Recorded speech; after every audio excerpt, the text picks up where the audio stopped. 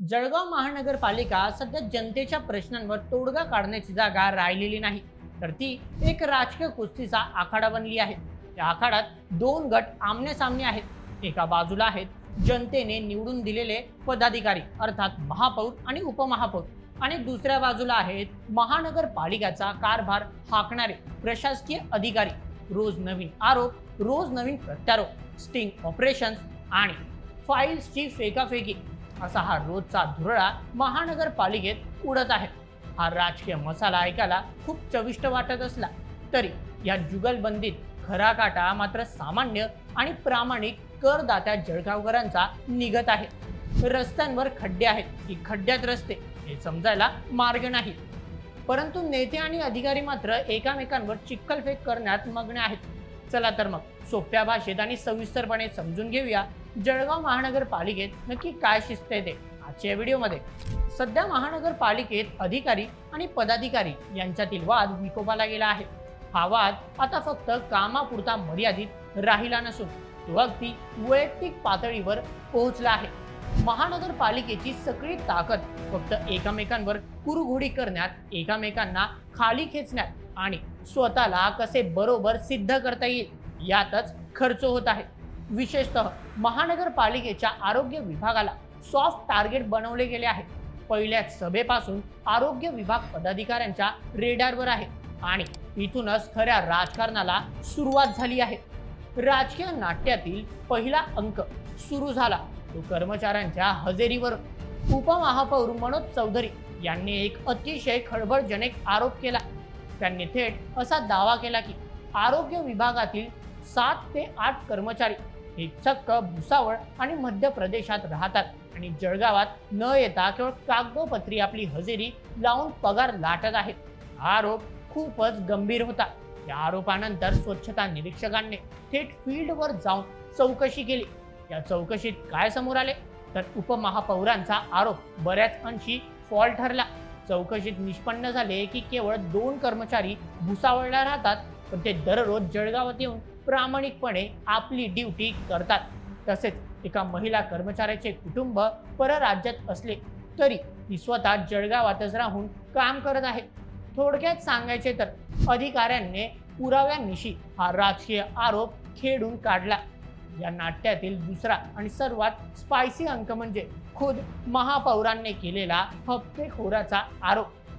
शहरातील वाढत्या अतिक्रमणावर कारवाई करण्यासाठी महापौर दीपमाला काळे यांनी आक्रमक पवित्रा घेतला. त्या स्वतः कारवाई करण्यासाठी रस्त्यावर उतरल्या, परंतु गंमत बघा, महानगरपालिका अतिक्रम काढते आणि दुसऱ्याच दिवशी तिथे पुन्हा नवीन दुकाने थाटली जातात. या प्रकारामुळे संतापलेल्या महापौरांनी थेट भर रस्त्यात अधिकाऱ्यांची खरडपट्टी काढली. त्यांनी अतिक्रमण निर्मूलन विभागावर हफ्तेखोरीचा अत्यंत गंभीर आरोप केला. प्रशासन अतिक्रमण हटवण्यात अपयशी का ठरत आहे? अधिकाऱ्यांचा वचक संपला आहे, यात काही मोठे आर्थिक लागेबांधे आहेत, असा खडा सवाल त्यांनी उपस्थित केला. त्यामुळे अधिकाऱ्यांचे धाबे दणाणले आणि नागरिकांच्या मनातही संशयाचे पाल चकचुकली. आता येतो सर्वात गल्लीच्छ आणि भ्रष्टाचाराचा वास येणारा मुद्दा, कचऱ्याचा घोटाळा. उपमहापौरांनी असा आरोप केला की आरोग्य विभागाच्या संगणमताने शहरात जो कचरा गोळा केला जातो त्यात मुद्दाम माती मिसळली जाते.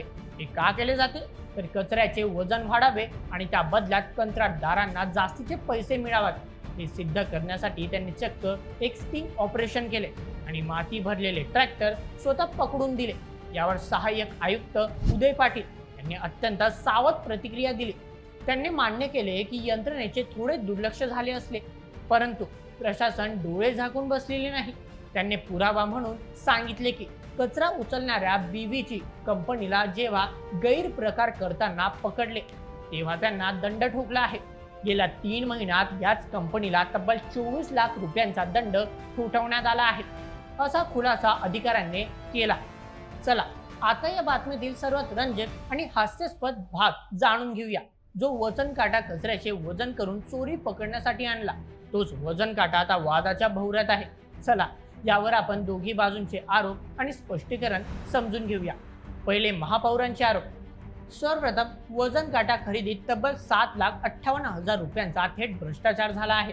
द्वितीय, शासनाच्या नियमानुसार 50 टनाचा काटा खरेदी न करता फक्त 30 टन क्षमतेचे 2 वजन काटे 9,50,000 घेतले गेले. तृतीय, सर्वात धक्कादायक बाब म्हणजे टीबी हॉस्पिटल येथील एक वजन काटा चक्क गायब झाला आहे. चौथं, जर महानगरपालिकेकडे स्वतःचे वजन काटे आहेत तर गेल्या काही महिन्यात खासगी काट्यांवर वजन करण्यासाठी महानगरपालिकेने तब्बल 13,37,000 रुपये का मोजले? महानगरपालिकेचे काटे उभे राहू नयेत, त्यात कोणाचे हित संबंध आहेत, असा घणाघात त्यांनी केला. आता जाणूया अधिकारी उदय पाटील यांचे अजब स्पष्टीकरण. सहाय्यक आयुक्तांनी हे सगळे आरोप फेटाळून लावले. त्यांनी सांगितले की ही खरेदी तत्कालीन आयुक्त सतीश कुलकर्णी यांच्या काळात GEM पोर्टलवरून अत्यंत पारदर्शक पद्धतीने झाली आहे. परंतु गायब झालेल्या काट्यांचं काय? यावर त्यांनी दिलेले उत्तर ऐकून तुम्हालाही हसू येईल. ते म्हणाले की एक काटा डम्पिंग ग्राउंडवरील कचऱ्याच्या ढिगाऱ्याखाली दाबला गेला आहे, म्हणजे कचऱ्यात हरवला आहे, आणि दुसरा काटा बस डेपोच्या बांधकामासाठी तिथे हलवण्यात आला आहे. आता विचार करा, जो काटा कचऱ्याचे वजन करण्यासाठी आणला तोच कचऱ्याखाली कसा काढला जाऊ शकतो? हा प्रशासनाचा भोंगळ कारभार नाही तर काय आहे? मित्रांनो, हे सगळे राजकीय आरोप प्रत्यारोप, स्टिंग ऑपरेशन्स आणि अधिकाऱ्यांची बचावाची भाषा ऐकली की एकच प्रश्न पडतो, यात सामान्य जनतेचा काय फायदा? जळगावकर करदात्यांची अपेक्षा अगदी साधी आणि सरळ आहे.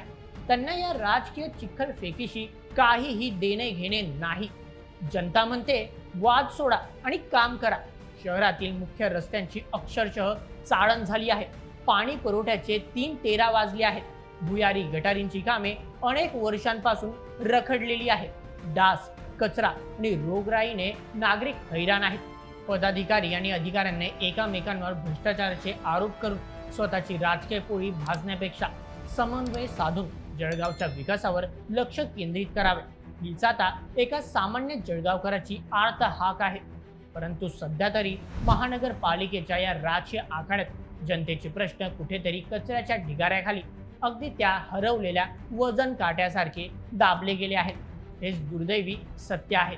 मित्रांनो, संपूर्ण प्रकरणावर तुमचे काय मत आम्हाला कमेंटमध्ये नक्की कळवा आणि अशाच व्हिडिओसाठी सबस्क्राईब करा बोल MH आपल्या यूट्यूब चॅनलला.